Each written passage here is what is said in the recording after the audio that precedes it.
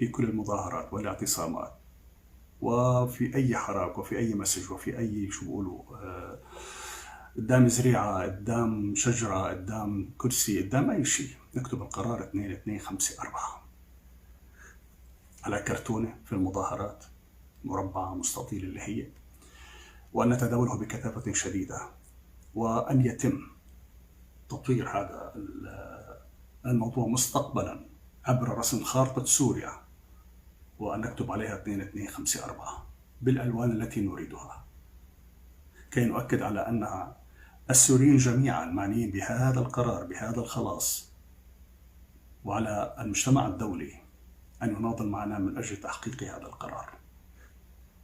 أرجو أن يجد هذا الاقتراح صدى لديكم، وأن نراه غدا أو بعد غد في المظاهرات.